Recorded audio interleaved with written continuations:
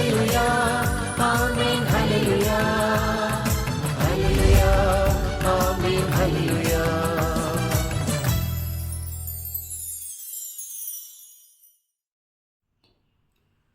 தந்தை, மகன், தூய ஆவியாரின் பெயராலே ஆமேன்.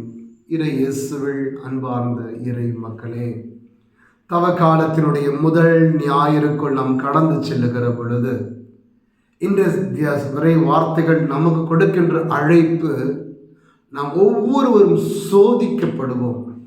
இந்த உலகத்தால், உலகத்தின் சூழ்ச்சிகளால், இந்த உலகம் சுமந்து கொண்டிருக்கிற தீமைகளால் நாம் ஒவ்வொருவருமே சோதிக்கப்படுவோம். ஆனால் வெற்றி நமக்கு அருகில் தான் இருக்கிறது. அந்த வெற்றியை நான் கண்டடைய, அந்த சோதனைகளை வெல்வதற்கு வலிமையுள்ள இறைவனுடைய கரங்களை நான் பற்றி கொள்ள வேண்டும். ஆண்டவர் இயேசு 3 முறை சாத்தானால் சோதிக்கப்படுகிறார். அப்படி சோதிக்கப்பட்ட இயேசு கிறிஸ்து தளர்ந்து போகவில்லை.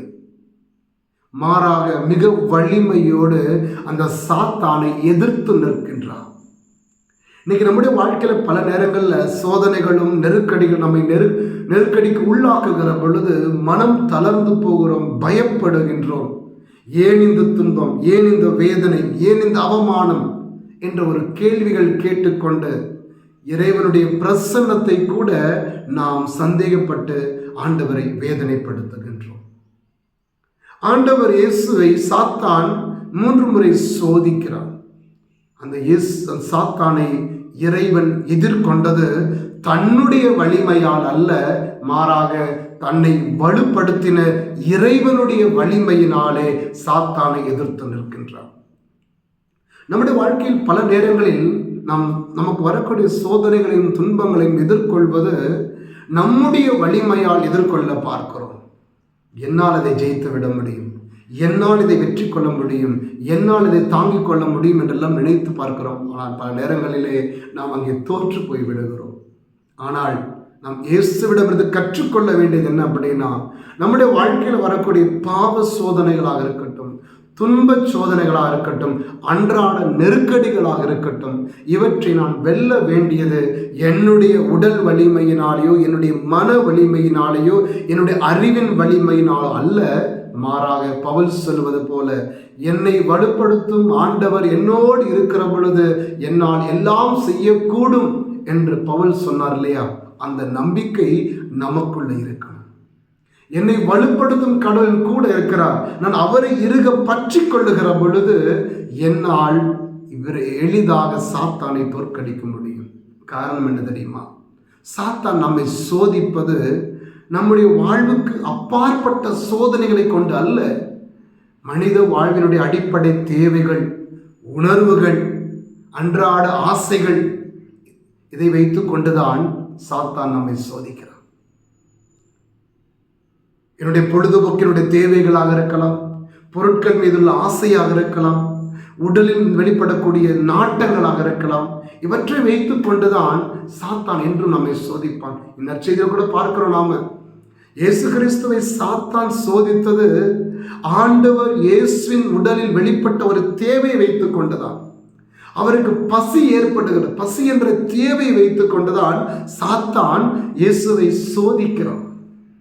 ஆனாலும் ஆண்டவர் அந்த தன்னுடைய பசி என்ற தேவையை வெல்வது, மனிதன் வாழ்வது அப்பத்தினால் மட்டுமல்ல, கடவுளுடைய வாய்ச்சொல் என்ற அந்த ஒரு சிந்தனையை உள்ளத்தில் தாங்கியவராக, என்னுடைய தேவை முக்கியம்தான், என்னுடைய தேவை எனக்கு மிக மிக முக்கியமானது நேரத்தில் என் பசி ஆற்றப்பட வேண்டியது உண்மைதான், அது தேவைதான். ஆனால் அதற்கும் மேலாக கடவுளுடைய விருப்பத்தை நிறைவேற்றி வாழ்வது, கடவுளுடைய திட்டத்திற்கு என்னை அர்ப்பணித்து கொடுப்பது, அது அதைவிட முக்கியம் என்பதை தன்னுடைய தேவைக்கும் மேலாக இறைவனை முன்னிலைப்படுத்தின பொழுது அந்த தேவை வழியாக வந்த சோதனைகளை அவர் வெற்றி கொள்ளுகிறார்.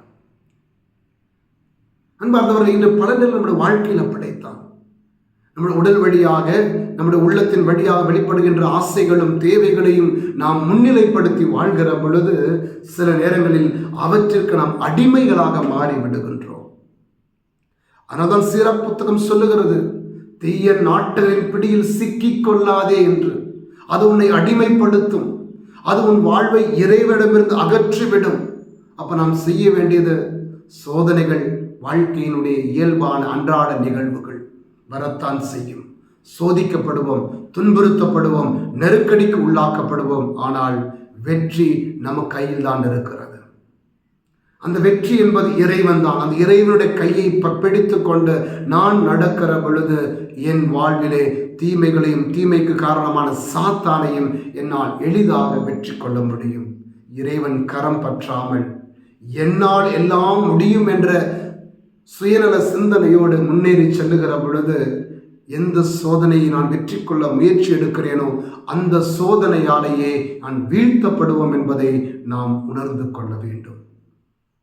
அன்பு தெய்வமே, இறைவா, எங்கள் வாழ்க்கையில் வரக்கூடிய அன்றாட சோதனைகளை அடையாளம் கண்டு கொண்டு அந்த சோதனையை வெல்வதற்கு வலிமை உம்மிடமே இருக்கிறது என உம்மை நான் இருக பற்றிக்கொள்ள வேண்டும் என்ற ஆழமான விசுவாசத்தை எங்களிலே ஊற்றெடுக்க செய்யும். ஆமேன். அல்லேலூயா, அல்லேலூயா.